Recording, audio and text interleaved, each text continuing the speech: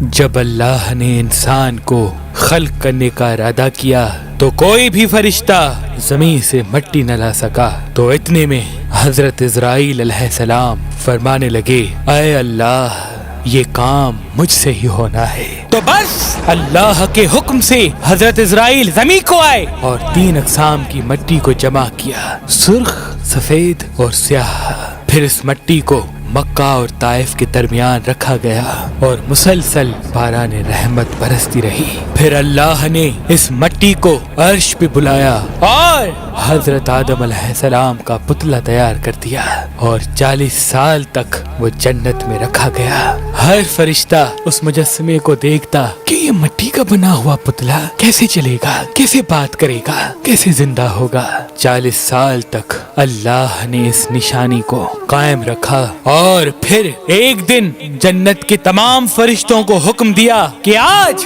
میں اپنی اس میں روح ڈالوں گا، اور جب ایسا ہو تو تمام فرشتے اس آدم کو سجدہ کر دینا۔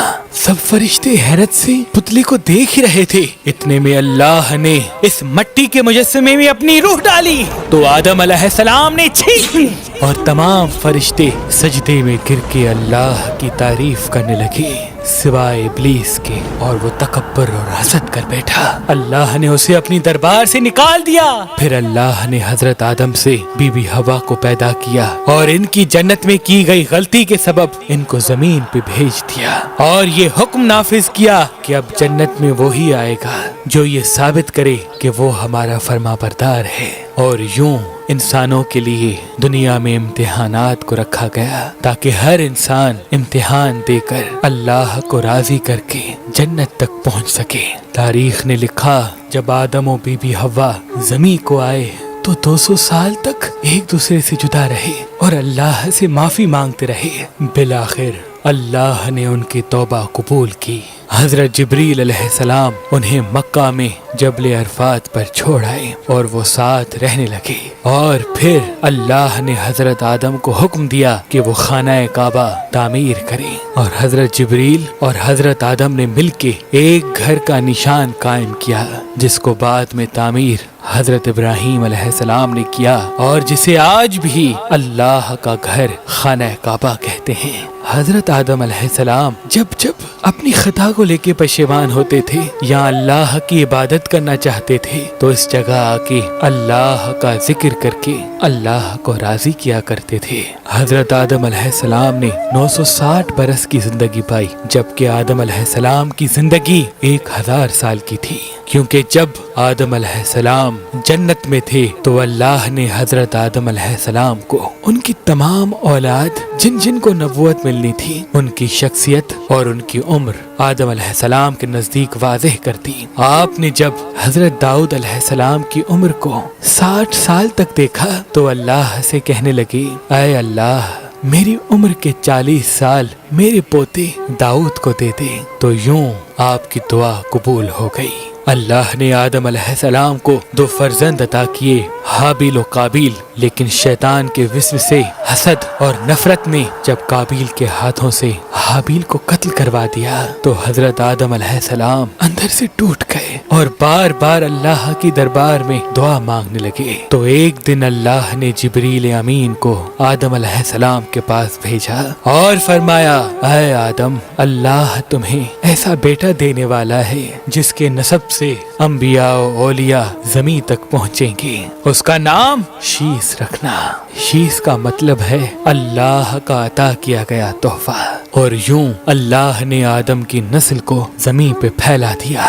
جب آدم علیہ السلام کا آخری وقت آیا آپ نے اپنے بیٹوں سے کہا کہ میرا جنت کے پھل کھانے کا جی کر رہا ہے۔ آپ کے بیٹے زمین پہ جنت کے پھل ڈھونڈتے رہے کہ اچانک سے ان کو فرشتے ملے اور کہنے لگے، اے بنی آدم کہاں جا رہے ہو؟ انہوں نے کہا، ہم اپنے بابا آدم کے لیے جنت کے پھل ڈھونڈ رہے ہیں۔ ان فرشتوں نے کہا، جاؤ तुम्हारे बाबा चंद दिनों के मेहमान हैं। आपके तमाम फर्जंद दौड़ते दौड़ते आप तक आ पहुँचे तो आदम अलैहिस्सलाम बिस्तर बीमारी पर अल्लाह का जिक्र कर रहे हैं। बस इतने में मौत का फरिश्ता आ पहुंचा। जैसे ही बीबी हवा ने मौत के फरिश्ते को देखा, हजरत आदम से लिपट गई कि मैं अपने शोहर को अपने से जुदा नहीं करूंगी। अल्लाह के नबी आदम अलैहिस्सलाम ने फरमाया, ऐ हवा मुझसे दूर हट जा, एक मर्तबा पहले भी तेरी वजह से जन्नत से निकाला गया हूँ। आज अल्लाह और उसके फरिश्ते के दरमियान तू हायल न बन। फिर आप उन फरिश्तों से मुखातिब होके कहने लगे,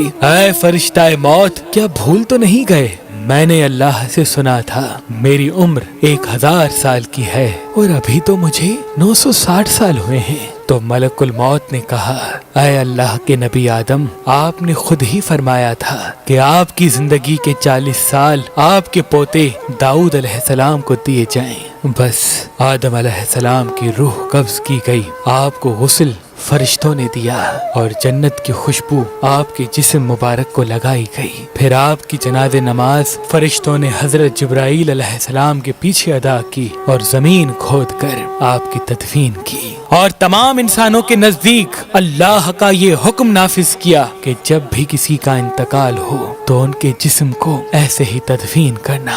आज भी उन फरिश्तों की सुन्नत पे अहले ईमान अमल करके अपने बुजुर्गों की तदफीन करते हैं।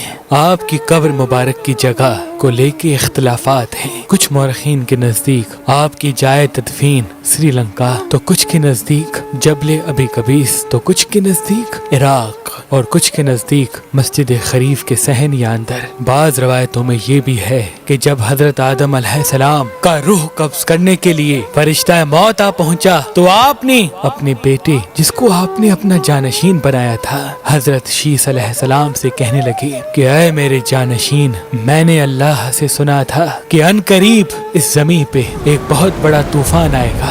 अगर तुम उस वक्त तक मौजूद रहो तो मेरे जिस्म को उस कश्ती नूह में सवार करना जो निजात का वसीला है, और अगर तुम उस वक्त तक ना पहुंचो तो अपनी औलाद से वसीयत करना कि मेरे जिस्म को कश्ती नूह में सवार करे। तारीख ने लिखा, जब तूफान नूह आया तो हजरत नूह अलैहिस्सलाम ने अपनी कश्ती में हजरत आदम और बीबी हवा के जिस्म मुबारक को अपनी कश्ती में सवार किया और बैतुल मुकद्दस या इराक में उस जगह तदफीन किया जहां उन्होंने अपनी ही कब्र बनाई और बीच में एक कब्र खोद के अपनी तहरीर छोड़ दी। और जब इमाम अली अलैहिस्सलाम ने शहादत पाई तो उन्होंने वसीयत की, मेरे जनाजे को ऊंट पे रख के हसन और हुसैन पीछे चलते रहना, जहां ऊंट रुकेगा वहां एक चमकीला पत्थर होगा, उसको हटाना तो मेरी कब्र बनी होगी। जब इमाम हसन और हुसैन उस जगह पहुँचे जहाँ ऊंट रुका, उस चमकीले पत्थर को हटाया